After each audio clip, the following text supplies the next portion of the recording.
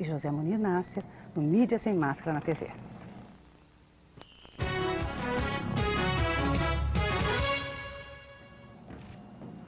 Boa tarde, amigos. Estamos aqui de volta. E as novidades da semana, principal, evidentemente, é a morte de João Paulo II. 2 dias antes do falecimento do Papa, a Folha de São Paulo publicou numa tripinha de 10 centímetros, escondida num canto de página, salvo engano a página 7, mas vocês podem conferir, caso tenham uma versão eletrônica através do UOL, publicou a notícia de que documentos recém-abertos da Alemanha Oriental confirmavam que a tentativa de assassinato do Papa em 1981 tinha sido planejada pela KGB, o Serviço Secreto Soviético. Isso saiu numa tripinha deste tamanho, é a mesma coisa que não sair, é a mesma coisa que esconder. Eu considero que esse foi o maior insulto feito ao Papa pela imprensa nacional, tão pródiga nesses insultos nos últimos dias. Porque vocês imaginam o que aconteceria se aparecesse um papel, mesmo suspeito, mesmo não oficial, que confirmasse de algum modo a tese da participação da CIA no complô para assassinar John Kennedy. Isso seria manchete em todos os jornais, haveria programas de televisão, haveria um escândalo universal seguido, vamos dizer, de um inquérito para a punição dos responsáveis. Não por uma coincidência, o famoso filme que disseminou essa tese da CIA, o filme do JFK, do Oliver Stone, esse filme surgiu também de uma operação da KGB. Um diretor recém-aposentado da KGB confessou que ele mesmo tinha sido o autor de um falso dossiê que ele introduziu nos Estados Unidos e fez chegar à mão de várias pessoas na mídia e no show business, né? E uma delas foi justamente o Oliver Stone. O Oliver Stone mordeu a isca, acreditou na história e fez o filme JFK. Tá certo? Então isso quer dizer que quando se trata de uma suspeita, vamos dizer, puramente fantástica contra a CIA, isso tem uma repercussão universal. Agora, quando se trata de documentos oficiais que comprovam definitivamente a autoria soviética da tentativa de assassinato do Papa, isso é escondido num cantinho de página. O famoso escritor dissidente soviético Vladimir Bukovsky, que foi o primeiro a fazer pesquisas nos arquivos de Moscou, que foram, antes de ser abertos para o mundo, foram abertos especialmente para ele, porque ele era testemunho num processo movido contra o então recém-fechado Partido Comunista da União Soviética, que o Yeltsin tinha fechado. O Vladimir Bukovsky, que estava morando em Paris, tinha fugido para Paris, ele disse que só seria testemunha caso lhe concedessem o privilégio de examinar os arquivos de Moscou. Então ele foi o primeiro, antes da abertura geral, ele foi o primeiro a investigar lá. E ficou durante um ano, né, copiando papéis, ainda com aquele scanner de mão, aquele que corria assim, que saía tudo torto, né?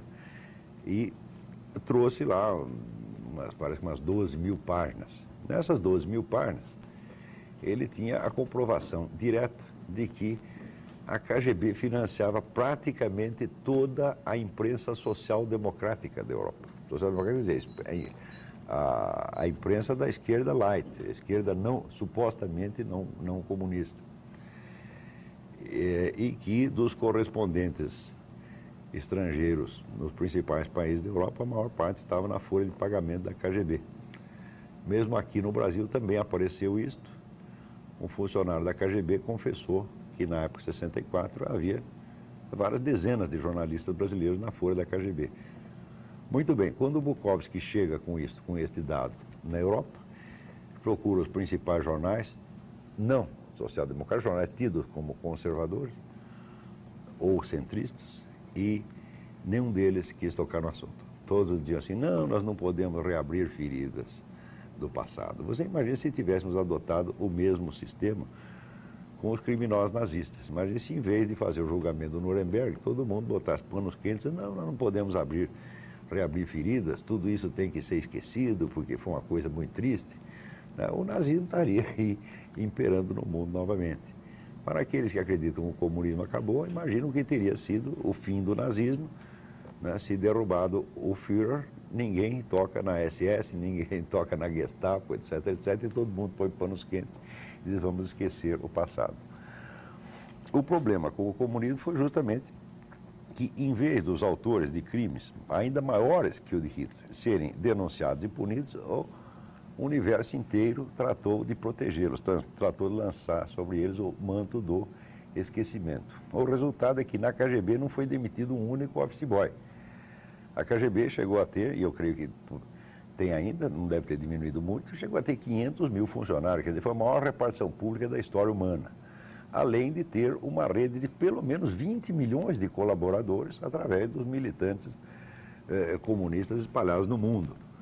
Porque a grande força de um serviço secreto não está nos seus funcionários oficiais, mas está nos colaboradores informais, né? Uma das forças do Mossad. O Mossad, o Serviço Secreto Israelense, é pequenininho, tá certo? E por que ele é tão eficiente? Ele é tão eficiente porque toda a comunidade judaica no mundo se sente obrigada a colaborar de alguma maneira, tá certo? E assim como, vamos dizer, o pessoal judeu, que são 18 milhões de judeus, colabora com o Mossad, os militantes comunistas colaboravam com a KGB, não é isso? Então, essa rede de colaboradores informais tem uma penetração infinitamente maior do que pode ter os profissionais. Então, você imagina o que eram 500 mil profissionais trabalhando com auxílio de 20 milhões de colaboradores informais. Mais ainda, o orçamento da KGB não era calculável. Isso, não havia um orçamento definido. Quer dizer, qualquer verba estatal da União Soviética podia ser alocada para a KGB sem necessidade de maiores explicações e sem isso ser discutido sequer no Comitê Central. Era direto com o secretário-geral. Quer dizer, o secretário-geral, que era o chefão do Partido Comunista, fazia lá uma requisição de mais grana para a KGB e aquilo não era discutido por ninguém, de modo que os historiadores chegaram à conclusão de que é impossível saber quanto era a verba da KGB, porque é limitada, mas era aproximadamente 50% vamos dizer, do total dos recursos do governo soviético. Então, vamos dizer, isto é uma máquina, como uma máquina policial como nunca houve na história. E a população de hoje já tem uma dificuldade de conceber essas coisas. Primeiro que não tem informação correta, e segundo que a coisa passa um pouquinho a capacidade da imaginação, né, do freguês. Também não pense que a KGB era apenas um serviço secreto, no sentido que tem um serviço secreto da Marinha Americana, em que aqui nós temos a ABIN. Não. A KGB era encarregada da totalidade, vamos dizer, de operações discretas necessárias à implantação, vamos dizer, e manutenção do poder comunista. Isso incluía, por exemplo, a administração total das atividades culturais soviéticas. Quer dizer que a maior parte dos livros que estavam em circulação era por decisão e por iniciativa da KGB. Também, vamos dizer, a fiscalização, se não a própria produção dos jornais. E no exterior, vamos dizer, a rede de operações da KGB no exterior é uma coisa quase inimaginável, porque abarcava, por exemplo, a administração total dos movimentos culturais no Ocidente, durante meio século. Tudo quanto é congresso de escritor, né, grandes empreendimentos editoriais, tudo isso tinha o dedo da KGB. Não há um só grande escritor ocidental, nenhum prêmio Nobel de Literatura, nenhum sucesso das letras, que não tenha algum dia sido manipulado pela KGB, pelo menos tentativamente. Praticamente, se você averigua a biografia de cada um, você vê que em algum momento houve ou um envolvimento, ou ao menos uma tentativa de envolvimento. Os grandes escritores americanos, todos sem exceção. Agora, você imagina, né, que na imaginação popular, na fantasia popular, ainda existe um confronto entre CIA e KGB. Eu digo, bom, é confronto da formiguinha com o elefante. Quer dizer, a CIA nunca teve recursos desse porte. Por exemplo, eu sei que o único empreendimento cultural feito pela CIA foi o famoso Congresso pela Liberdade da Cultura, em 1955, em Berlim Ocidental, que foi a primeira reação de algum serviço desse tipo ocidental a algo que a KGB já vinha fazendo desde 1930, quer dizer, com 25 anos de atraso, fizeram um congressinho depois de a União Soviética, a KGB, ter feito alguns milhares. Então, o tamanho desta entidade já ultrapassa um pouco a capacidade imaginativa do cidadão comum. Tá certo? Do mesmo modo, ultrapassa essa capacidade o estudo da penetração que a KGB teve dentro da igreja. Hoje nós sabemos, hoje existem documentos suficientes para saber que todo o rumo tomado pelas coisas no Concílio Vaticano II foi praticamente determinado pela influência da KGB. Quer dizer, o número de gente da KGB que tinha lá dentro era incalculável. Quer dizer, isso foi uma coisa feita para, vamos dizer, penetrar a igreja e destruí-la por dentro mesmo. Tá certo? E os próprios papas tiveram consciência disso. O Paulo VI, tá certo? Morreu amargurado, vendo que as coisas tinham tomado um rumo absolutamente incontrolável, mas foi até ingenuidade dele, porque não é que tomou um rumo incontrolável, não estava sob o controle dele desde o começo, ele é que imaginava que estava. Mas quando ele assume o papado, a igreja já tinha, por influência da KGB, já tinha assinado aquele famoso Pacto de Metz, no qual o concílio se comprometia a não fazer nenhuma denúncia contra o comunismo. Mas o concílio durante anos discutindo, todos os cardeais mais importantes do mundo lá discutindo os assuntos essenciais da humanidade da época, e se fala de tudo, menos do comunismo, que era a coisa mais importante. Tá certo? Então, só com isto, o conjunto de documentos, o conjunto de resoluções do concílio já se tornou apenas uma cortina de fumaça para proteger o regime mais sangrentamente genocida de todos os tempos, que fazia inveja ao próprio Adolf Hitler. O concílio foi isto e nada mais do que isto. Quer dizer, você continuar raciocinando como se o concílio tivesse sido, vamos dizer, florescimento de grandes descobertas e de grandes iluminações espirituais, em que a igreja tivesse feito grandes progressos no sentido humanitário, etc., é você continuar raciocinando segundo a simples propaganda soviética lançada na época. O concílio não foi nada disto. Quer dizer, os papas estão perfeitamente conscientes da história do concílio, sabem o que aconteceu. Olha, eu vou lhe mostrar uma coisa aqui. Tudo isso que eu estou falando está documentado neste livro aqui, Las Puertas del Infierno, do historiador espanhol chamado Ricardo de la Sierva. E aqui temos, aqui veja, o Ricardo de la Sierva, aqui, com sua esposa. Só vir um pouquinho para aquela câmera. Isso, para essa câmera. Isso, você fica com essa e o livro com aquela. Bom, sim. Aí fica então, mais fácil. Ricardo de la Sierva, sua esposa, e o Papa João Paulo II, ele entregando este livro, que foi o primeiro de uma série de 3, enormemente documentado, onde toda essa história da penetração da KGB no concílio está contada. O Ricardo de la Sierva é uma figura importante da intelectualidade católica espanhola, tá certo? Praticamente não há ninguém no Colégio de Cardeais que desconheça a obra dele, e o volume foi entregue, o primeiro volume realmente foi entregue pessoalmente nas mãos de João Paulo II, de modo que ninguém no Vaticano ignora essa história. Quando falam em público, pode fazer de conta, pode disfarçar, pode não querer tocar no assunto, mas todos sabem perfeitamente isso, que o concílio foi praticamente dirigido pela KGB. Pela mesma entidade que uns anos depois contrata esse senhor Mehmet Ali Agca para matar o Papa. A história do complô soviético para matar o Papa foi pesquisado durante anos por uma repórter das seleções, Claire Sterling. Ela ficou uns 2 anos aí viajando pelo mundo e fazendo pesquisa até obter, vamos dizer, provas cabais de que o assassinato do Papa tinha sido orquestrado pela KGB. Tem aqui a tradução brasileira, que saiu pela editora Nórdica. Tá certo? De modo que tudo isso já é suficientemente conhecido. Quando, depois de tudo isso, a tese da Claire Sterling é finalmente confirmada por documentos oficiais da Alemanha Oriental, da ex-Alemanha Oriental, o que faz a nossa imprensa com isso? A imprensa inteira não deu uma linha, tá certo? E a Folha deu uma tripinha deste tamanho. Ou seja, a imprensa está fazendo a mesma coisa, a imprensa brasileira está fazendo a mesmíssima coisa que a imprensa europeia fez com Vladimir Bukovsky, isso é, colocar panos quentes. Ora, se acontecimentos tão fundamentais são sonegados ao conhecimento do público, pode entender o que está acontecendo. Eu que vivo estudando, pesquisando, juntando documentos sobre essas coisas, eu tenho uma imensa dificuldade para, às vezes, entender qual é o curso curso do processo histórico que nós estamos vivendo, tá certo? Mas a população em geral não tem a mínima condição de saber o que está acontecendo. Por quê? Este domínio exercido pela KGB, na imprensa, na mídia do Ocidente, não terminou. A KGB não fechou, a KGB está funcionando.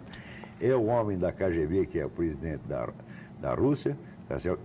O dinheiro da KGB, uma grande parte, foi transposta para o Ocidente, criando grandes firmas que são uma imensa rede de lavagem de dinheiro, que ninguém fala coisa nenhuma, embora também esteja amplamente documentado. Enfim, é isso com essas coisas que eu fico querendo dizer, que a compreensão do processo que nós estamos vivendo ultrapassa a capacidade do cidadão comum, e é um assunto que hoje só pode ser compreendido por especialistas, por estudiosos que se dedicam àquilo. Agora, esses estudiosos também, frequentemente, ficam com medo daquilo que descobrem, tá certo? Quer dizer, nem todo mundo vai ter esta cara de pau que eu estou tendo aqui, e dizer, olha, eu fui lá, estudei, descobri esse documento, mas esse, o que está acontecendo é isto.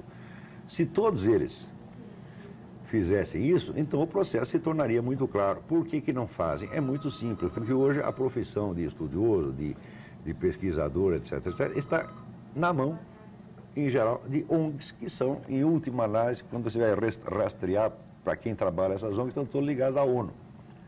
Tá certo? E a ONU é, vamos dizer, o órgão que se tornou, vamos dizer, depois, sobretudo, do fim da União Soviética, ela se torna, vamos dizer, o centro da operação mundial da KGB. A partir do fim a partir de uma década antes da queda da União Soviética, a liderança do movimento comunista tinha chegado à conclusão de que precisava haver uma imensa mudança de estratégia.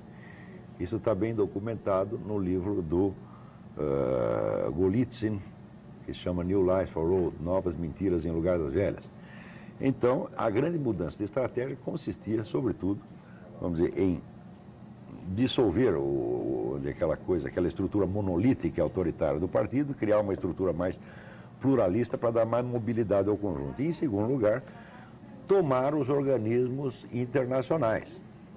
Tomar através da penetração. Isso quer dizer que toda esta cúpula de ONU, Unesco, Organização Mundial da Saúde, é tudo gente que veio da KGB. Pô. Isso aí não é muito difícil você rastrear isso. Então, isso criou, vamos dizer, um sistema de parasitagem internacional e de chantagem moral, que é uma coisa absolutamente assombrosa. Hoje, quando esse pessoal de ONU decide alguma coisa, quer chegar a algum objetivo, instantaneamente eles conseguem mobilizar a mídia internacional para que toda ela proceda como se este objetivo desejado já estivesse alcançado, implantado e já não pudesse mais ser discutido, né? Como, por exemplo, o aborto. Se uma pessoa hoje é contra o aborto, né, imediatamente ele é acusada de retrocesso. Quer dizer, retrocesso quer dizer como se o aborto já fosse um fato consumado, o direito ao aborto é um fato consumado, e qualquer contestação já é coisa do passado. Isso quer dizer, aquilo que está sendo discutido é dado como se já tivesse sido resolvido e ninguém mais tem o direito de opinar contra. E pior ainda, ao mesmo tempo que existe esta imposição tirânica de um fato consumado, os que fazem isso ainda acusam os outros de intolerantes. Quer dizer, o sistema de poder mundial impõe uma situação, tá certo? Como se já tivesse sido discutido, todo o assunto tivesse sido esgotado, quando na verdade não houve discussão alguma, houve apenas propaganda de um dos lados. E se alguém do outro diz, eu não concordo, já leva o carimbo, você é intolerante. Ou seja, o sentido da intolerância mudou exatamente ao contrário. Então aqui temos o Papa, por exemplo, que morreu, o Papa é rotulado de intolerante porque ele era contra o aborto. Eu digo, espera um pouquinho. O Papa tem alguma autoridade civil? Ele pode mandar alguém para a cadeia? Ele não pode. O Papa não é um governante, o Papa não tem polícia, o Papa não tem a mídia para trabalhar. Ao contrário, a mídia inteirinha está contra ele. Tá certo? Quer dizer, faz aquela homenagem da boca para fora, mas desce o cacete no homem, né? Então, quer dizer, como esse grande esquema de poder internacional já impôs o abortismo, então quem fica contra você emite uma opinião contra, mesmo não tendo poder nenhum sequer para disseminar a sua ideia, é você que é o intolerante. Isso é uma inversão absolutamente caricatural e satânica da realidade. Do mesmo modo, esse negócio de casamento gay está sendo imposto como se já tivesse sido discutido e como se aquela tese tivesse provada, que aquilo lá é bom. Eu, pessoalmente, não sei se é bom ou ruim. Eu sei que nós temos o direito de discutir até o fim. Agora, se o outro lado já pega a sua tese e a impõe como se já tivesse sido discutida, né? Ora, assim não dá. Exato do mesmo modo essa questão do desarmamento. Nós sabemos que a mídia inteira brasileira não noticia as coisas corretamente. Por quê? Porque ela é adepta do desarmamento. Então, a verdade é mentira, não interessa. Interessa só a opinião, e a opinião deles já prevaleceu e já é imposta como se fosse a conclusão de um debate, quando na verdade não houve debate nenhum. Quer dizer, o número de pessoas que têm a oportunidade de comparecer para a mídia e opinar contra, vamos dizer, esta opinião já oficializada, é um número mínimo de pessoas. Quer dizer, não há um debate honesto. Agora, por exemplo, se você fala, vamos fazer um plebiscito, fazer um referendo, né? Nesse referendo é o seguinte: de um lado existe uma campanha promovida, né, por duas a três ONGs pequenas, financiado com dinheiro brasileiro, né, financiado do próprio bolso pelos seus participantes, e do outro lado existe a ONU, a Organização Mundial da Saúde, o governo brasileiro, o PT, todos os bancos, todas as grandes empresas, etc, etc. E você acha que isto é um debate honesto? Ora, você verá, por exemplo, estes sem vergonhas que promovem a campanha do desarmamento, qualquer pessoa que seja contra o desarmamento é imediatamente rotulado de trabalhar para a indústria de armas. Ora, o Brasil só tem uma indústria de armas que só vende praticamente para o exterior e para a polícia, que é a Taurus. A Taurus já concordou faz tempo em ficar quietinha e não participar do debate. Tá certo? Então, que interesse da indústria armamentista existe nisso aí? Não existe nenhum, meu Deus do céu. Ao contrário, o movimento desarmamentista é que está apoiado em fortunas imensas, a começar pela do seu Jorge Soros. Tá certo? E no Brasil, nós temos praticamente todos os canais de televisão e praticamente todos os jornais. Não é que eles defendem esta tese, eles não defendem tese nenhuma, eles impõem um fato consumado e bloqueiam a possibilidade da discussão. Primeiro que não dão espaço para as pessoas falar. Segundo, quando dão, é um espaço absolutamente desproporcional.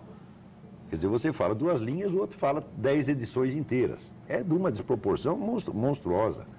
Tá certo? Do mesmo modo, esta ideia de que quem está contra tais ou quais objetivos é culpado de retrocesso, está supondo que esses objetivos já foram atingidos, né? Então já não se trata de um pró e contra, 2 teses, se trata do presente contra o passado. Quer dizer, isso desarticula totalmente a colocação lógica do problema. Quer dizer, se uma coisa está na moda hoje, isso não quer dizer que ela esteja certa. Quer dizer, você não pode dizer que o presente está sempre certo com relação ao passado, ou que o futuro estará sempre certo com relação ao presente. Quer dizer, a linha do tempo é uma coisa, e a linha da verdade e falsidade é outra completamente diferente. Isso uma criança tem a obrigação de saber. Quer dizer, que uma coisa ter vindo depois da outra, não quer dizer que ela seja mais verdadeira do que a outra. Se você vicia as pessoas a pensar assim, quer dizer, a discutir as teses, não em termos de verdade ou falsidade, mas em termos de avanço ou retrocesso, você viciou a cabeça das pessoas, você as estupidificou, porque significa que você está induzindo a acreditar assim, qualquer coisa que seja lançada na moda deve ser imediatamente aceita como tal e não pode mais ser discutida. Quer dizer, então você cria uma intolerância dogmática brutal, que faz as pessoas ficarem todo mundo com medo de estar no passado, quando na verdade aquilo que ela está defendendo no passado não é nem passado, é uma coisa tão presente quanto a outra, uma hipótese tão presente quanto a outra. Se existe a possibilidade de você ser pró ou contra o aborto, é porque estas 2 hipóteses são atuais, meu filho. As 2 correntes existem. Então, como é que uma delas vai dizer, nós somos a atualidade e você é o passado? Quer dizer, que desfiguração total da linha do tempo é esta? Isso é um processo hipnótico, um processo fraudulento de argumentar, vamos dizer, para manipular as pessoas. E isso é usado o tempo todo. Por exemplo, contra João Paulo II, esta fraude do avanço e retrocesso foi usada o tempo todo nesta porcaria feita pela Veja. Porque, não é porque a Veja é contra o PT que nós vamos dizer que ela é a Bíblia. Não, a Veja é uma revista profundamente mentirosa e fraudulenta que está o tempo todo usando este tipo de artifício. Na outra edição estava o senhor Roberto Pompeu de Toledo, que eu pessoalmente acho um cretino, dizendo que, como que esse George Bush ousa dizer que ele é a favor da vida, se enquanto o governador lhe permitiu 150 execuções. Eu digo, ora, a base desse raciocínio, o fundamento desse raciocínio, é que um governador, primeiro, quem condena as pessoas à morte é o governador, não a justiça. O governador não tem nada a ver com isso, quer dizer, os tribunais condenam. E segundo, é que o governador, a primeira obrigação do governador é dar indulto a todos os condenados. Se ele deixou de dar indulto, ele não cumpriu as obrigações. Ora, se o governador tivesse que dar indulto a todos os condenados à morte, para que existiriam os tribunais? Já recebe o indulto direto. Quer dizer, isso é um raciocínio digno de um jumento, senhor Roberto Pompeu, tá certo? E o senhor sabe que o senhor não é um jumento, o senhor sabe que o senhor é um farsante. O senhor está enganando as pessoas, o senhor está usando o argumento que o senhor mesmo sabe que é capcioso, sabe que não vale. Nesta edição da Veja, então a ideia do avanço e do retrocesso foi usada abundantemente contra o pobre João Paulo II. Eu nunca estive entre os grandes admiradores do Papa. Sempre gostei dele, mas nunca achei que ele fez nada extraordinário. Mas, note bem, mas se um Papa é contra o aborto, é muito simples. É porque a religião cristã é contra o aborto há 2000 anos. Se o Papa é contra casamento gay, tá certo? É porque a religião dele é assim há 2000 anos. Tá certo? E a dos judeus há 5000. Você está entendendo? Então, por exemplo, lá em Jerusalém, as autoridades religiosas cristãs, judaicas e muçulmanas entraram num acordo e falaram: aqui não vai ter passeata gay. Vão fazer isso lá na tua mãe. Aqui não. Aqui não tem bagunça. E está certo que aquilo é a cidade santa de 3 religiões e gay nenhum, em nome da sua vontade de fazer isso ou aquilo, que é uma vontade de dizer, porque isso aí é um capricho. Nós sabemos, eu não sou contra ninguém fazer, mas isso aí, olha, esse negócio de sexo, isso é divertimento, gente. E divertimento não é uma coisa séria como religião. Se você quer brincar, quer fazer sexo com o seu vizinho, com o seu cachorro, com o hipopótamo, isso é brincadeira da sua parte, é seu direito ao divertimento. Mas não venha dizer que isso é uma coisa séria, como a religião judaica, que criou a nossa civilização, como a religião cristã ou como o Islã. Não é. Não coloque no mesmo plano as duas coisas. Quer dizer, o seu direito de se divertir não está no mesmo plano que o direito que o outro tem de buscar o sentido da vida, de buscar a eternidade e de buscar o conhecimento de Deus. Isto é uma coisa séria, isto é o sentido da vida. Ao passo que o que vocês estão defendendo é apenas o direito de se divertir. E ainda tem a cara de pau de colocar as duas coisas no mesmo plano e dizer que quem não concorda está no retrocesso. Eu digo, como retrocesso? Isso quer dizer que a moda que vocês criaram, ela é eterna? Ela vai durar para sempre? Ela não pode ser revogada amanhã? Quer dizer, a história não é um campo que está em constante mutação, que hora vai para um lado, hora vai para o outro. Quer dizer, existe esta coisa da conquista definitiva e irrevogável. Que retrocedem são eles. O que você, aliás, cá entre nós, que retroceder. Né? Então eu não tenho nada contra ninguém retroceder, sexualmente. Né? Eu tinha um colega que a gente chegava na casa dele e tocava a campanha e dizia: fulaninho está aí, daí atendia o pai dele. Senão ele saiu para proceder ao salutar exercício da cópula. Então, você quer proceder, retroceder, faça o que quiser, mas isso, meu filho, são diversões. Não são nem diversões públicas, são diversões privadas. E você querer colocar isso no plano das grandes religiões, isso é um assinte à nossa inteligência. Tá certo? Ainda quer que nós respeitemos. Respeite o seu direito de fazer o que você quiser. Agora, não, se você acha que isso é tão importante, tão valioso para a humanidade quanto as grandes religiões, só pode tirar uma conclusão: você é psicótico. Tá certo? Porque as religiões construíram a civilização, construíram as condições da vida humana, e o seu divertimento, meu filho, só pode ter sido bom para você mesmo, tá entendendo? Para mim, não disse nada. E para o restante da humanidade também. Ou você acha que quando você vai para a cama, você está fazendo um benefício para a humanidade inteira? E todo mundo tem a obrigação de ser grato para você, porque você foi proceder ou retroceder com a sua vizinha, com o seu vizinho. Ora, faça-me um favor, pode ter um pouco de senso do ridículo. Agora, cada vez que você vai lá brincar, nós vamos ter que te agradecer, até que te dar uma grana. Muito obrigado, o senhor é o benfeitor da humanidade. Coisa estúpida. E o que as pessoas estão fazendo com João Paulo II é isso, estão colocando as exigências, tá certo, de movimentos puramente hedonistas, tá certo, e estão nivelando, quer dizer, com a obra desse homem que só trabalhou pela salvação da humanidade o tempo todo, tá certo? A questão, por exemplo,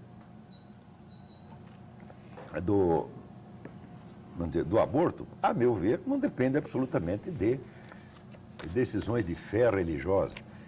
Depende de uma questão muito simples.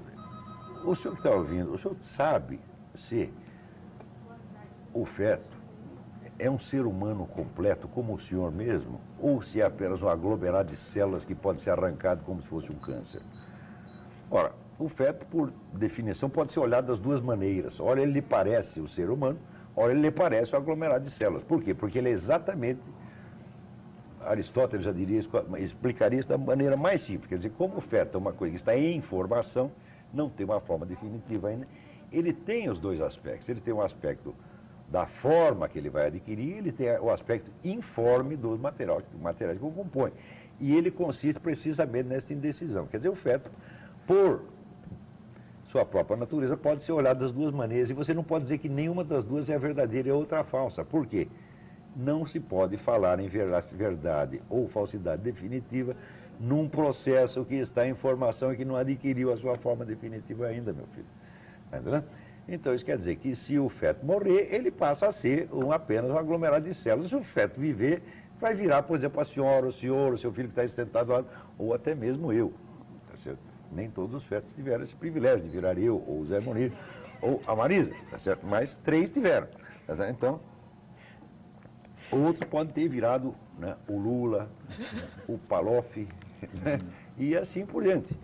Todos esses fetos eram aglomerados de células, mas viraram pessoas humanas. Se tivessem morrido, teriam ficado apenas aglomerados de células. Mas eles não eram, enquanto estavam em gestação, eles não eram nem uma coisa nem outra. Era uma tensão, uma transição, um processo. Isso, Aristóteles ensinava isso 2.400 anos atrás, esses burros não aprenderam até hoje. Então, olha, se o feto é, ao mesmo tempo, uma coisa e a outra, ninguém pode assegurar que ele é efetivamente uma coisa ou a outra. Portanto, o feto é apenas um ser humano possível. Ora, você tem o direito de matar um ser humano possível?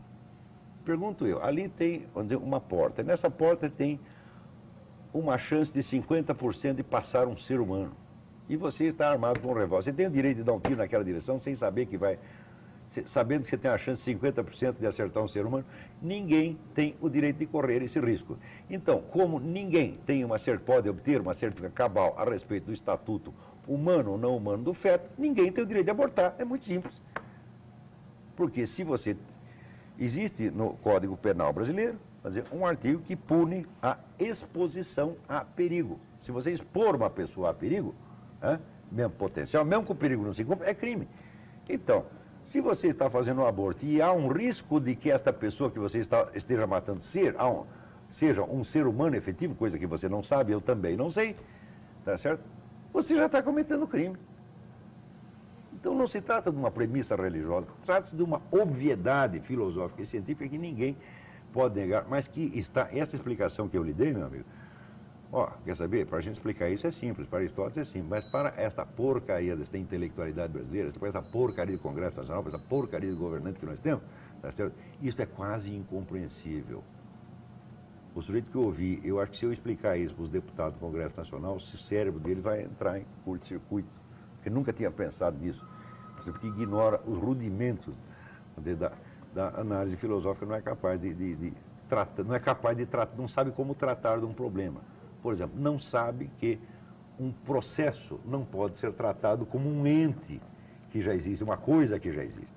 Um processo é uma tensão, um sistema de transformações em perpétua tensão que um dia se resolve. Por exemplo, a gestação, um dia ela se resolve. Ou o cidadãozinho nasce, ou ele morre, pô. E daí, na hora que ele nasceu, fala, bom, agora é o ser humano, esse é o fulaninho, você dá até o nome para ele. Aí não resta mais dúvida de que é um ser humano. Mas enquanto está na formação, ninguém sabe se um feto é um ser humano ou não. Por quê? Porque ele nem é e nem não é. Ele é um processo. Então, como muita gente não tem cabeça para distinguir entre um processo e uma coisa, criam discussões absurdas e forçam a população a acreditar que a discussão é o seguinte: não, de um lado existe a ciência que quer o aborto, e do lado existe a fé religiosa que não quer. Isso é fraude. Quem quer que articule o problema assim está enganando você, pô, fazendo você de trouxa. Esse pessoal da Veja, quando entra nesta coisa de aborto, de gay, etc., eles são especialistas em enganar as pessoas.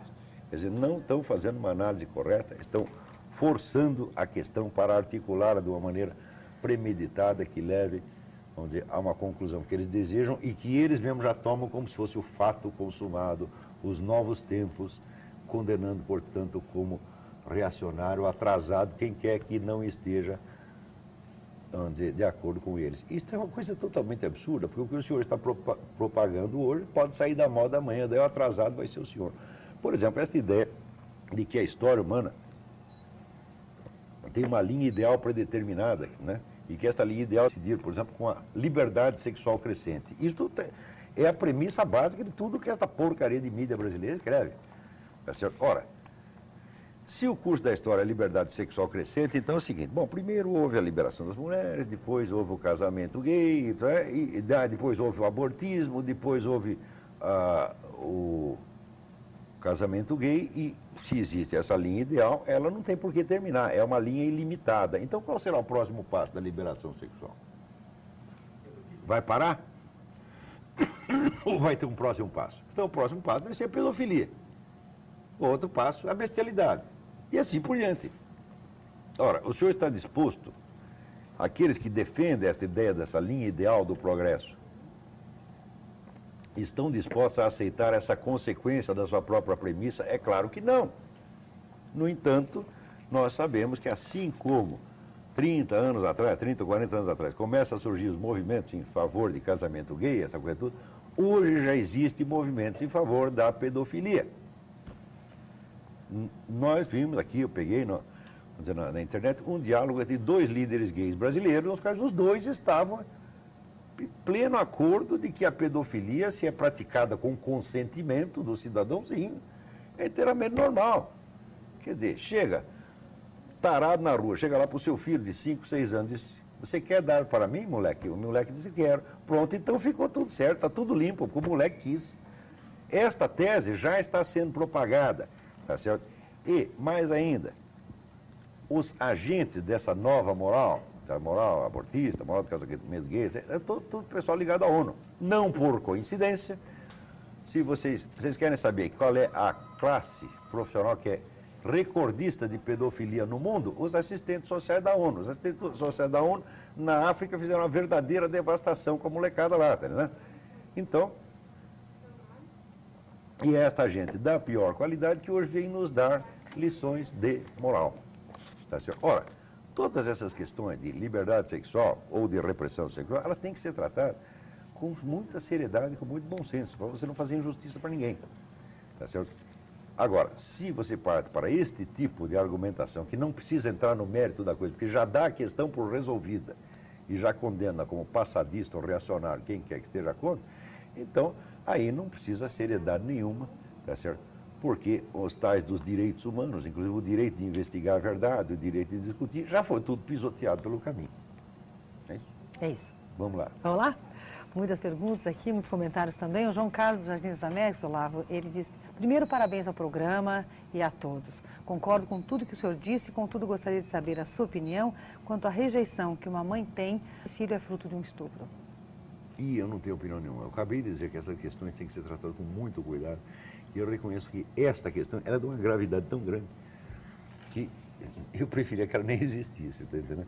E eu acho que isso tem que ser pensado com muita seriedade, com muita humanidade, tá entendendo? E com a consciência de que qualquer conclusão que a gente chegue pode estar errada, tá certo? Como no caso do feto. Então a gente tem que ir pela prudência. Quer dizer, se eu optei contra o aborto, não é por uma questão dogmática de ser contra, ou questão religiosa, é por uma análise filosófica que diz: olha, por uma questão de prudência, se você tem a possibilidade de estar matando um ser humano e você não tem certeza absoluta de que não é isso que você está fazendo, é melhor não fazer. Uhum. Né? Então, eu acho que é por este mesmo critério que isso deveria ser encaminhado. né? Mas eu não tenho nenhuma posição pessoal a respeito, não conseguiria formá-la assim de improviso, isso precisa pensar muito seriamente, eu tenho toda a razão de levantar esse problema. Continue pensando nele, eu vou tentar continuar do meu lado, se um dia a gente chegar a uma conclusão, a gente conversa. A Cláudia de VV pergunta o que vocês acham da possibilidade do novo Papa ser um brasileiro. Deus me livre. Se um dos cardeais fosse eleito, isso não seria um impulso aos programas sociais como o MST? Olha aqui, está aqui. Quem é o candidato? Os candidatos, tinha aqui a foto de um sujeito aqui. A foto do tal do Cláudio Rumes. Esse seu Cláudio Rumes, tá certo? É aquele cidadão que aceitou no prédio da Arquidiocese instalar a Organização Católicas pelo Direito de Decidir, que é uma filial de uma organização americana, que é uma organização explicitamente satanista, cuja revista, que se chama, por paradoxo, por ironia, se chama Consciência, publica odes a Satanás, odes a Lúcifer. Tá certo? Então é uma organização satanista, uma organização que está metida em inúmeros escândalos nos Estados Unidos, e esse seu Cláudio aceita isso. Chamar de dom, eu não vou chamar de dom, não. Seu Cláudio aceita isso na Arquidiocese como se fosse uma coisa normal. Se esse sujeito for Papa, está na hora de dizer aquele negócio para o planeta que eu quero descer. Esta ideia do Lula, né, ir lá tentar interferir de alguma maneira, fazer pressão para que o Papa seja brasileiro, quer dizer, patriotada brasileira deve interferir na escolha do chefe da igreja. Senhor Lula, o senhor sabe o que quer dizer Igreja Católica? Quer dizer Assembleia Universal. Hein? A sua patriotada não tem nada a ver com isso, isso é uma coisa de uma baixeza, de uma mesquinharia fora do comum. Quer dizer, mas vai lá o presidente da Zâmbia e diz, não, o Papa tem que ser zambiano. Né? Vai o cara da Itália e diz, não, tem que ser italiano. Que palhaçada é esta, meu Deus do céu? Na Bíblia está escrito, os anjos das nações são demônios. O anjo do Brasil é demônio também. A patriotada não tem nada a ver com isso. O interesse nacional que se dane, porque existe o interesse da espécie humana que está acima de tudo isso e que é este interesse que a igreja tem que defender. Tá certo? Para mim, pouco interessa que o Papa seja, vamos dizer, da África, da Rússia. Não é isto o que interessa. Quer dizer, colocar estas questões de interesse nacional e de propaganda nacional nessa hora é de uma mesquinharia, de uma baixeza incalculável. Eu não quero que o Papa seja brasileiro, não, porque eu acho que a CNBB inteira não presta. Tá certo? Eu acho que a igreja brasileira já é praticamente cismática, tá certo? Você entrar numa igreja no Brasil e entrar numa na França ou nos Estados Unidos é um contraste brutal, porque aqui você só vê propaganda eleitoral, besteirada, tá certo? Baixeza, interesse civil sendo defendido, e quando você pensa que a igreja do mundo inteiro está assim, fala, não está não. Você vai na igreja da França, você chega 3 horas da tarde, né, Paris, a igreja está cheia, tá certo? E está lá o padre fazendo um sermão exatamente como você ouviria nos anos 50, nos anos 20, ou em 1400, porque doutrinas religiosas, por excelência, são permanentes, elas não são mutáveis, elas não têm que se adaptar aos tempos, tá certo? Existe quem não entende a articulação, vamos dizer, de tempo e eternidade, pode achar que tudo deve mudar igualmente. Mas, meu filho, quando você levanta um pé, você deixa o outro no chão. Quer dizer, só existe um movimento em função de uma permanência. Qualquer pessoa sabe disso. A articulação, vamos dizer, de mudança e permanência é a base da história humana, é a estrutura do tempo histórico que nós temos. Quer dizer, se não há elementos permanentes, a própria consciência histórica desaparece. Você está entendendo? Ou seja, quer dizer, se tudo muda uniformemente ao mesmo tempo, não há sequer a possibilidade de você ter uma consciência de mudança. Então, no processo histórico, existem elementos de mudança e existem elementos de permanência. A articulação dos dois é a base de tudo. E nesses elementos de permanência, digo, olha, o Evangelho é um dos elementos de permanência, a Torá é um dos elementos de permanência, o Corão é um dos elementos de permanência, assim como existe em volta inúmeros elementos de mudança. As duas coisas são boas. Quer dizer, tanto o permanecer quanto o mudar fazem parte da vida, tá certo? E alguém tem que representar o aspecto permanente. Isso a igreja representa, ótimo para ela e ótimo para nós. A igreja não tem que se adaptar a essas coisas, não, assim como nenhuma religião tem que se adaptar. Quer dizer, por que ninguém chega, por exemplo, aos rabinos e diz, olha, esse Moisés não está com nada, tem que mudar essa Torá para ela se adaptar agora ao regulamento do Partido Comunista ou do Partido Nazista. O Partido Nazista achava que ele também era o progresso e quem estava contra eram os atrasados. Tá certo? Então, Hitler achava, esses judeus são os atrasados, porque eles continuam nessa porcaria deste livro aí e nós já inventamos um negócio melhor chamado Mein Kampf. Vamos lá. Vamos lá? O Dagoberto de São Paulo, ele pergunta o que o senhor acha da célula-tronco do embrião e por que o senhor está bebendo tanta água no programa. Eu também não entendi. Porque eu estou com muita sede, isso aqui está quente pra caramba. Nossa, ele não sabe o quanto a da célula-tronco, sede, a gente fala da não sede. sei. A resposta é não sei, mas eu acho que os critérios gerais têm que ser os mesmos usados com relação ao aborto. Essas coisas têm que ser usadas pelo princípio do risco moral menor. Isso é que você falaria para a Beatriz também, que ela fala sobre o feto anencéfalo que não vai sobreviver? Também se acaso... Não, que não vai sobreviver, isso é fraude, existe inúmeros casos de pessoas que simplesmente não têm cérebro. Isso tem um neurologista inglês, esqueci o nome do sujeito agora, mas era um dos grandes neurologistas ingleses da época, isso já faz mais de 5 anos. Um dos pacientes dele, ele fez, o sujeito apareceu com umas dores de cabeça, um aluno, ele fez todos os exames, o sujeito simplesmente não registrava a presença de cérebro. Você tem uma coisa líquida dentro. Tá certo? Então, isso significa o seguinte, nós ainda não sabemos como é que funciona isto. Se alguém quiser mais informações sobre esse negócio do sujeito sem cérebro, escreva para mim que eu passo. Agora, tem gente que a gente tem que dar essa informação, o sujeito faz piadinhas, ele diz que existe sujeito sem cérebro, mas os neurologistas da Inglaterra todos sabem disso, pô. Agora, o caipira ri daquilo que ele não entende. Você para de ser caipira. Quer dizer, ele te dá uma notícia que te espanta e você quer. Que besta. Né? As pessoas têm que parar com isso, meu Deus do céu. Se tem um fato aqui, se deu uma notícia, tá certo?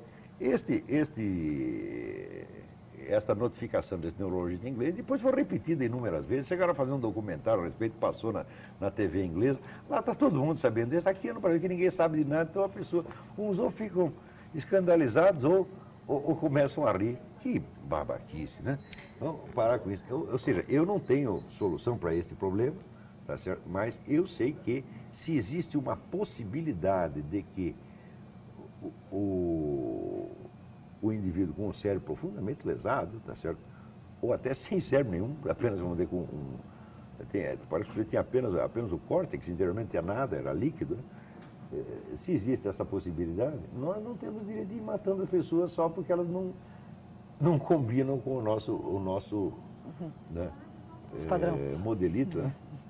A Cássia do Alto da 15 pergunta, Olavo, qual a sua opinião quanto ao caso da terra esquiavo? Será que ser contra a eutanásia não é um retrocesso?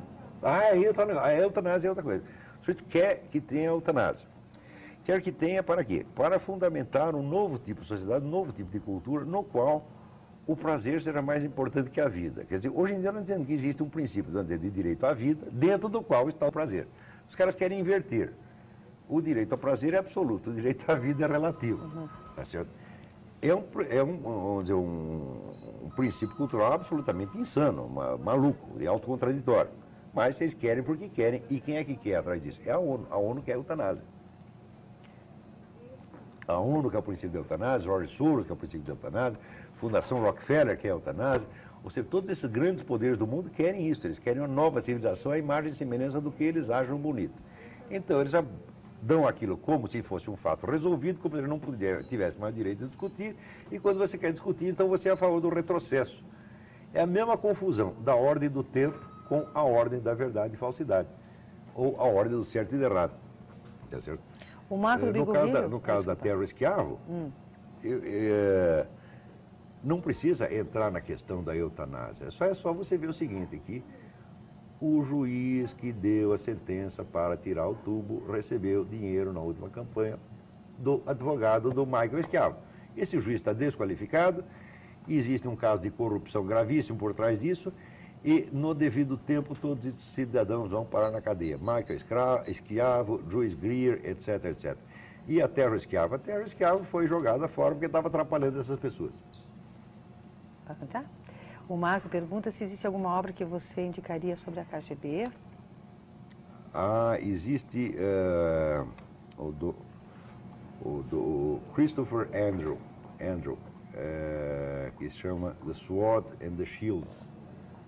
Quer dizer, a espada e o escudo, que são uma série de documentos coligidos ao longo de 10 anos por um funcionário chamado Mitrokin, um dos primeiros documentários globais sobre a KGB. É muitíssimo importante e, especialmente para o Brasil, é importante o livro de Ladislau Bittman, que se chama The KGB and Soviet Disinformation, KGB, Desinformação Soviética. Então, eu posso trazer esse livro aqui num outro dia para mostrar. Existem inúmeros livros importantes sobre este assunto da KGB. Eu recomendo enfaticamente a série da Universidade de Yale, que se chama Annals of Communism, Anais do Comunismo, dirigida por Harvey Klehr. Klehr escreve K-L-E-H-R. E Harvey escreve Harvey com Y no fim. Eu quero registrar só aqui a participação da Anabel de São Paulo por e-mail e do Frank McMuller Júnior também por e-mail. A Anabel diz o seguinte: quero agradecer a coragem desses brasileiros que fazem o programa Mídia Sem Máscara. Vocês estão plantando as sementes de um novo Brasil. Estão trazendo a conversa das salas das universidades para a grande massa. Precisamos dessa consciência, inclusive para nos ajudar a começar a votar. E o Frank, caro professor Olavo, gostaria de parabenizá-lo pelo seu programa e dizer que o país precisa de pelo menos mais 30 pessoas como o senhor, principalmente na imprensa que hoje é visivelmente manipulada pelo governo e mascarada para a população. Parabéns, continue assim, abrindo os olhos dos seus fiéis telespectadores. Muito bom, ótimo. E a Vera do Cotolengo, que depois nós vamos ter que falar um pouquinho também com o nosso amigo que está aqui, o Munique, ela vai falar com um assunto muito importante dessa semana. Tudo tem um Munir, que é coisa importante a dizer, a gente está comentando tudo Só aqui. Só essa então da Vera, Munir, a Vera do Cotolengo, que pede para mencionar as grandes comunidades terroristas em todo o mundo que também possuem aliados e informantes. Olavo. Mas, olha, esse negócio, vamos dizer, do terrorismo internacional, isso é uma rede muito mais estreitamente articulada do que parece, e articulada sobretudo com o pessoal de mídia e com, vamos dizer, os políticos e com vários partidos políticos. No Brasil, nas últimas semanas, tem se desviado a discussão para saber se o PT recebeu ou não dinheiro das Farc, por exemplo. Se recebeu ou não recebeu dinheiro, não faz a mais mínima diferença. A solidariedade contínua do PT com as Farc é criminosa em si, independente de ter recebido dinheiro. Se não recebeu dinheiro, até pior, porque não recebeu dinheiro, mas gastou. Gastou dinheiro para fazer as reuniões do Foro de São Paulo, etc, etc. Tudo isso está ajudando as Farc. Está lá a declaração assinada pelo seu Lula, acusando o governo colombiano de terrorismo do Estado e professando explicitamente solidariedade às Farc. Isso é crime em si, com dinheiro ou sem dinheiro. Essa questão de se receber o dinheiro, o aspecto do dinheiro só está sendo privilegiado porque o Brasil se tornou um país corrompido, onde o dinheiro tem mais importância do que a honra, do que a verdade, do que a vida humana, etc, etc. Então, se matam não sei quantas pessoas, não escandaliza a ninguém, mas se pegam lá ao nosso dinheiro, fica todo mundo escandalizado. Esse aspecto, se recebeu ou não recebeu dinheiro, é um aspecto menor.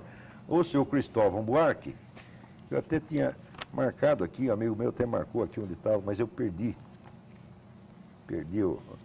Que agora fizeram uma comissão para investigar o negócio da Farc. Quem perdeu a comissão? Cristóvão Buarque, que é o homem do PT. Mas que falta de vergonha. Quer dizer, você vai chamar aí o Herodes para gerenciar o berçário. O Herodes, isso mesmo. Está chamando Herodes para gerenciar o berçário, meu Deus do céu.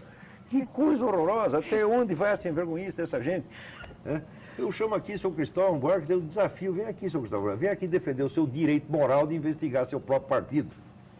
O senhor quer que todos os partidos façam o mesmo? Quer dizer, o criminoso do PFL vai ser investigado pelo PFL. Quer dizer, seria o corporativismo. Quer dizer, cada um investiga os seus. Não é isso? Mas isso é um procedimento mafioso, obviamente mafioso. Né? E também, demais, pouco importa se o PT recebeu dinheiro das Farc ou não. O PT tem sido solidário com esta organização, enquanto esta organização... Ao mesmo tempo, o PT recebia gente das Farc no Palácio, o Livro Dutra recebia no Palácio como hóspede oficial, ao mesmo tempo que a Farc vendia 200 toneladas anuais de cocaína aqui, dava tiro em soldado brasileiro na Amazônia, recrutava brasileiro para trabalhar por narcotráfico.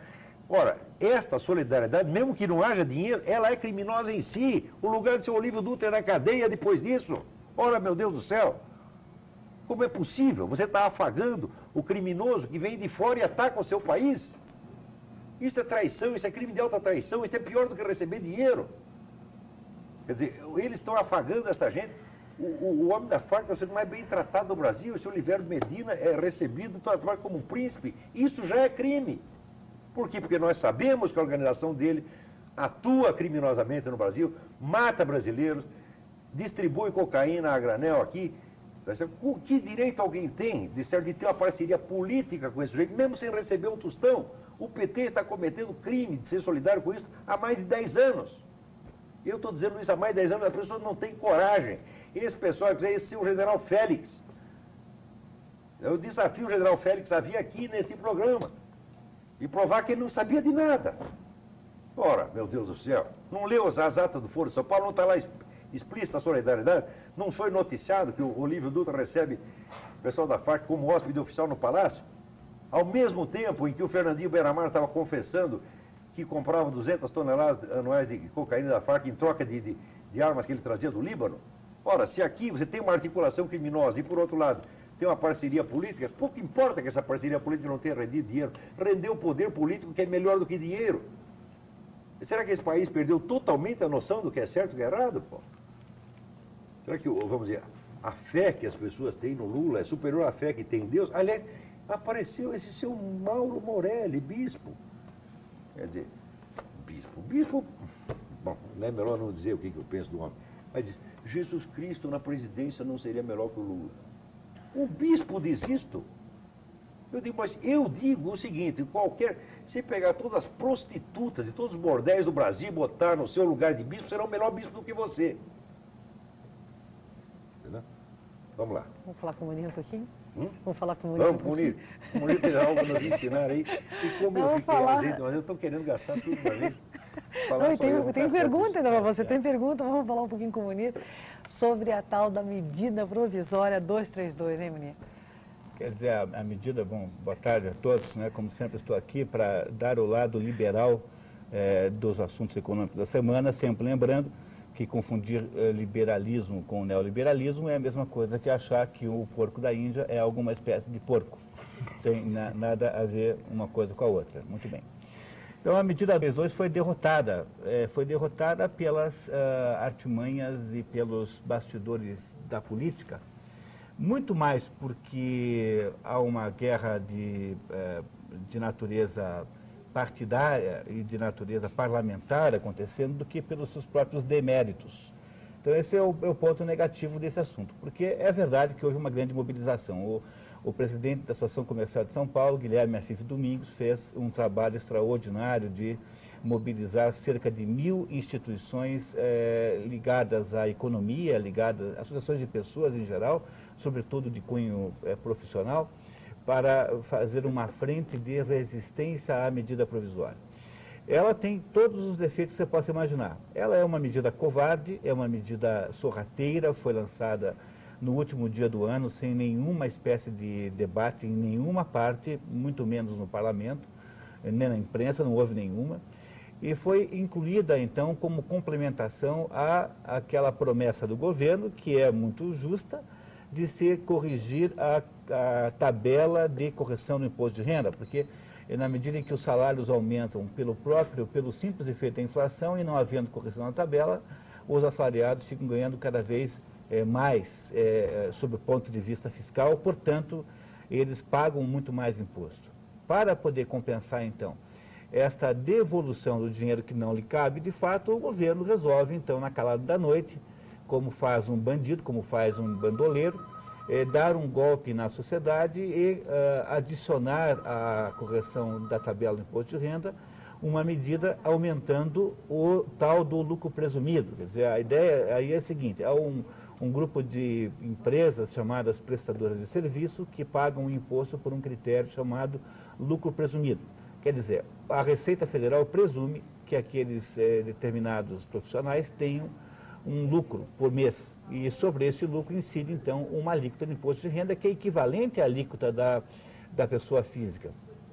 A mais vergonhosa de todas os desdobramentos dessa história foi a desculpa que o governo deu para fazer isso, dizendo que estava promovendo a justiça tributária. Então eu acho que vale a pena discutir um pouquinho isso, em seguida falar do que o governo entende por justiça. Então vamos lá. Então, o governo acha que uma pessoa que tem um salário tem uma situação fiscal pior daquela que tem uma firma. Então, pegue dois médicos. Um médico recebe um salário e o outro tem uma pessoa jurídica de prestação de serviço que fatura que recebe o dinheiro dos seus clientes.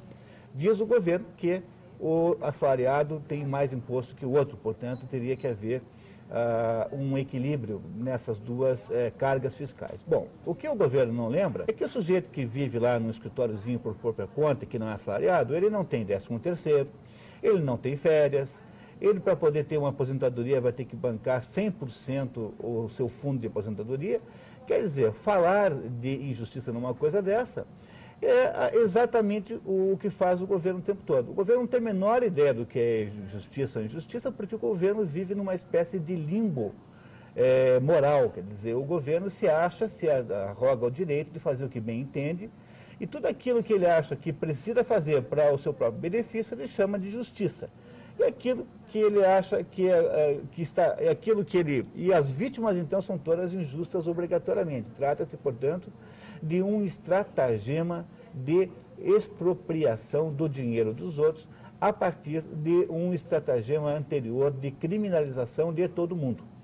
Ou seja, o que o governo faz é dar a impressão que médicos, advogados, engenheiros, pessoas que lutam pela sua vida, que vivem o mundo real, quer dizer, não vive o governo vive um mundo em que o dinheiro cai automaticamente, magicamente, no bolso deles.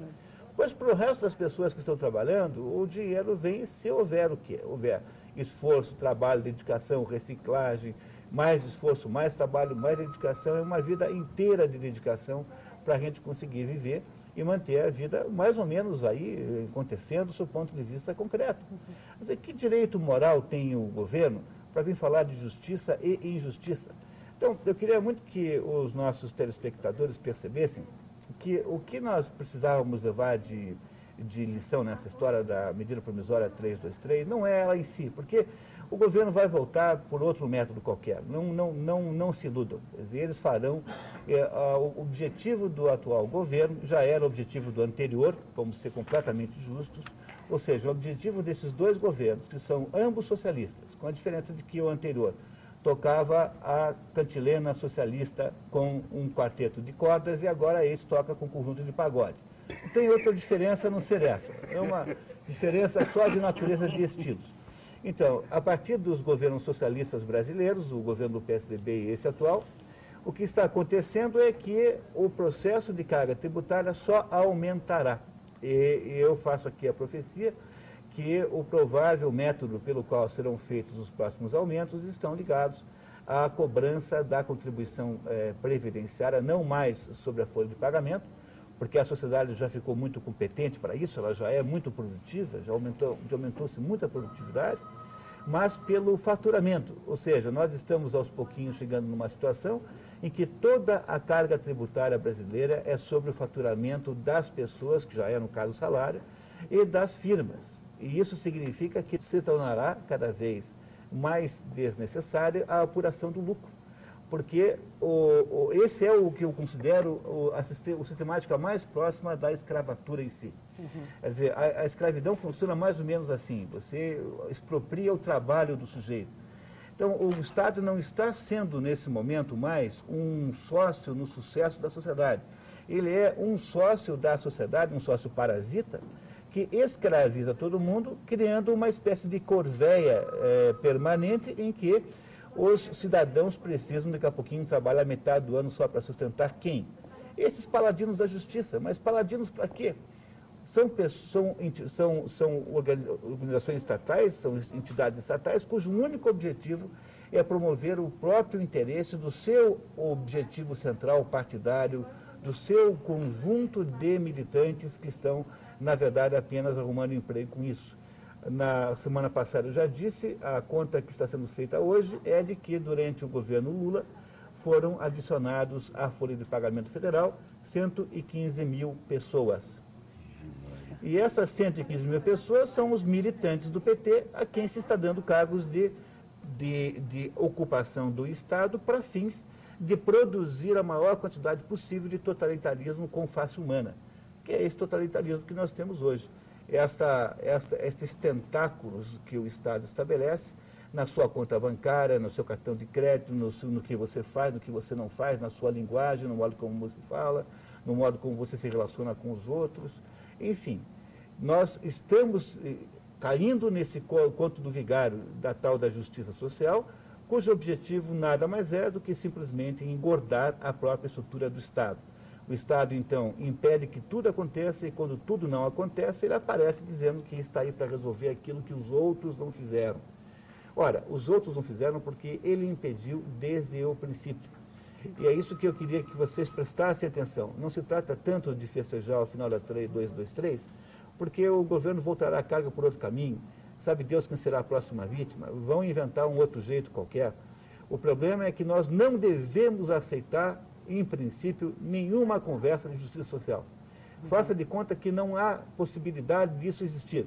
Não existe dívida social, não existe justiça social. Isso tudo é um golpe do vigário que estão aplicando nas pessoas, para aumentar a carga tributária. Só interessa a eles.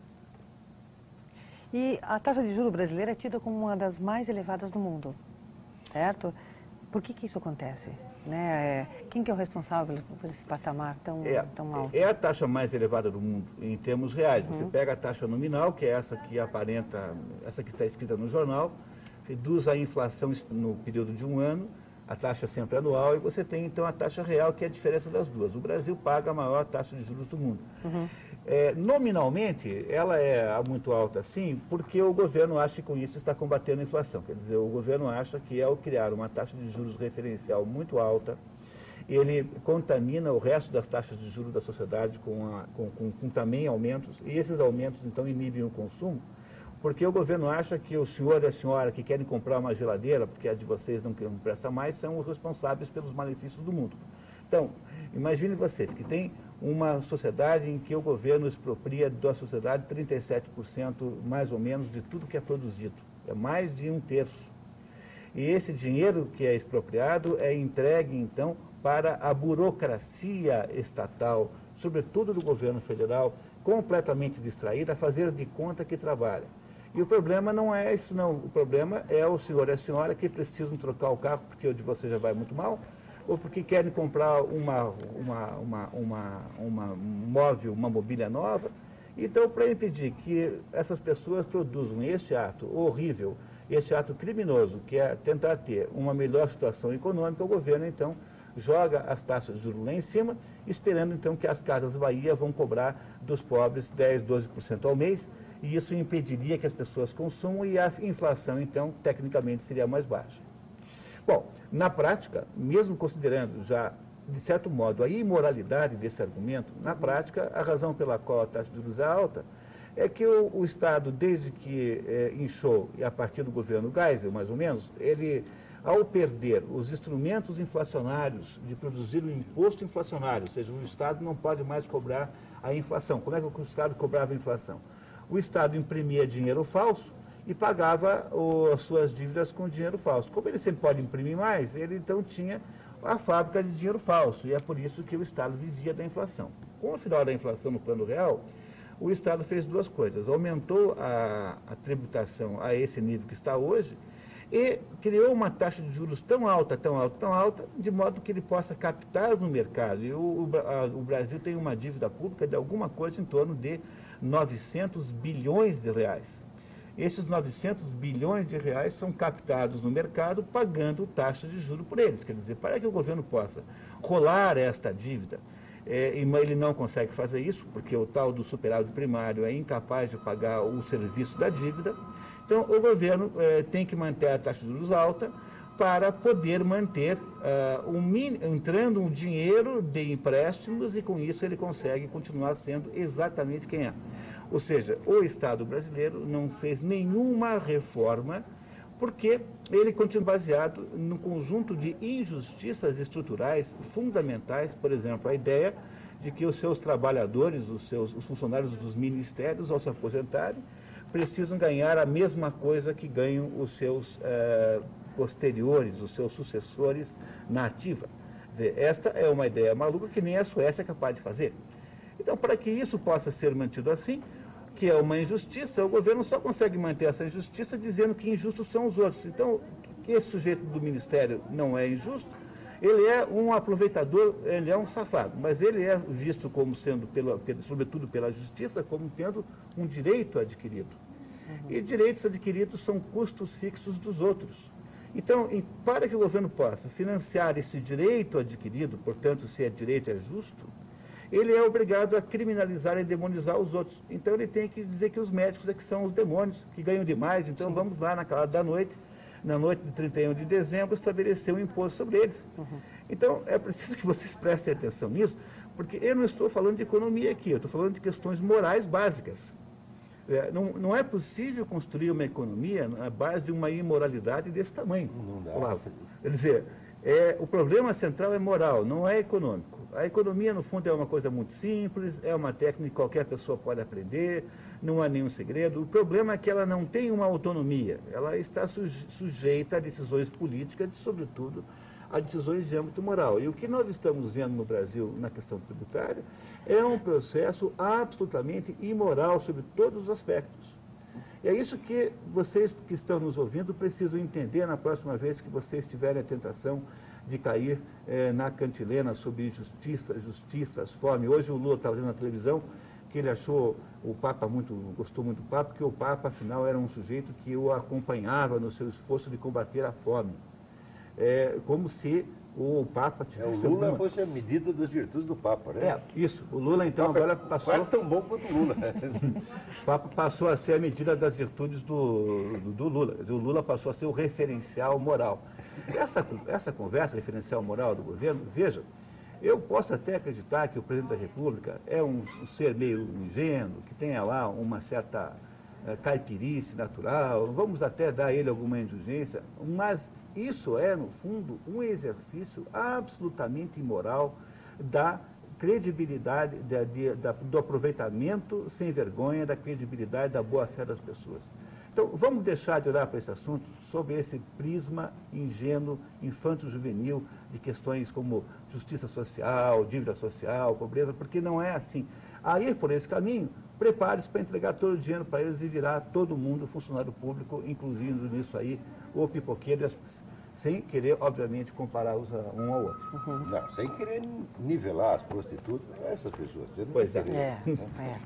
Agora tem uma aqui para o Olavo, do Bairro Alto, do Aloísio.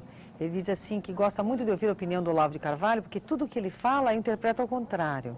Assim eu chego à verdade dos fatos. Puxa, o senhor descobriu um meio tão simples, né? Já é fácil. Puxa, se todos fossem tão inteligentes quanto o senhor, pega uma opinião, inverte e achou a verdade. O senhor é um cretino. Olha, e aqui a Fabiane do Pilarzinho pergunta para o Muniz se é verdade que foi aprovado o fim do 13º. O senhor está sabendo alguma coisa? 13º salário? Não foi aprovado isso. Essa ideia de acabar com o 13º era uma ideia do Roberto Campos. E o Roberto Campos era um homem excessivamente racional para o padrão brasileiro. Então, é uma das pessoas mais odiadas pelo inconsciente coletivo, sem que se tenha a menor ideia de quem tenha sido o Roberto Campos. Mas o Roberto Campos, um belo dia, apareceu e disse assim, olha, esse negócio de 13º é uma bobagem. Primeiro, por quê? Primeiro, porque a gente cria no final do ano para as empresas um encargo que é assim pontual e que é às vezes impagável. Então você ouve de vez em quando no jornal falando, empresa de tal não pagou ainda o 13º.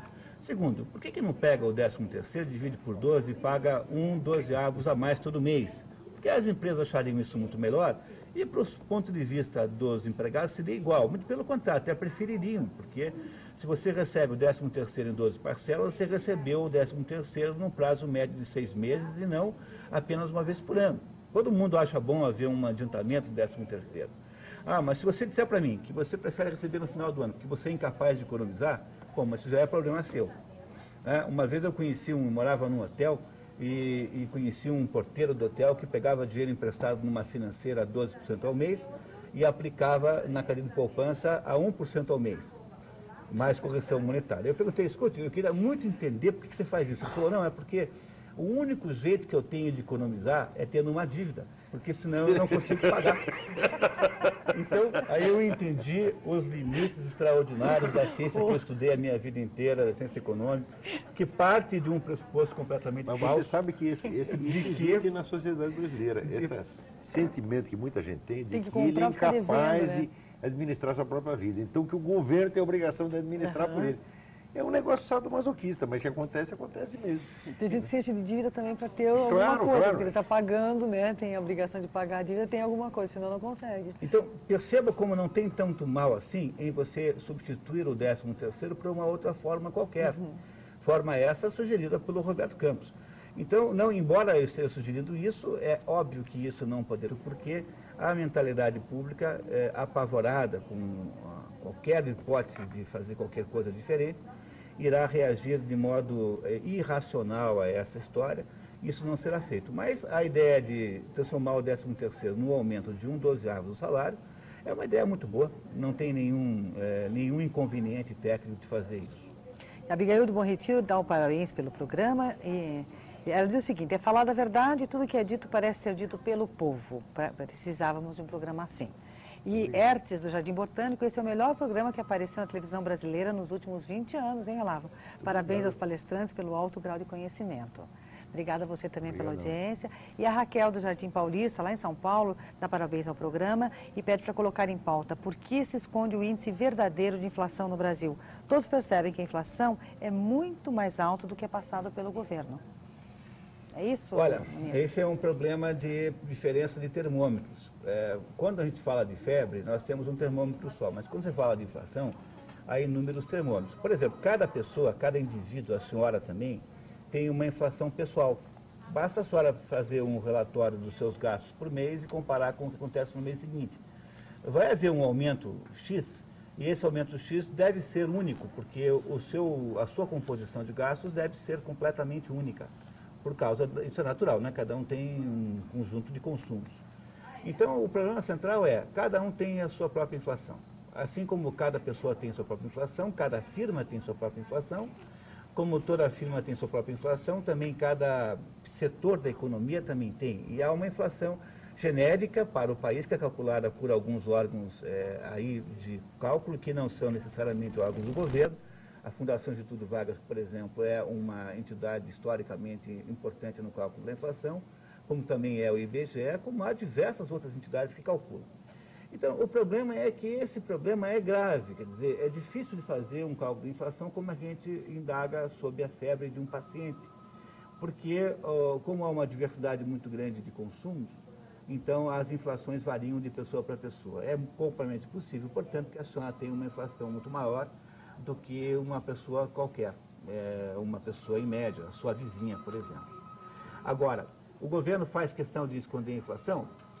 Ficou mais difícil de fazer isso. O que ele pode fazer, na verdade, é fazer de conta que não aumentou o que ele aumenta. Por exemplo, ele cria um determinado critério que faz com que um determinado aumento de preços de um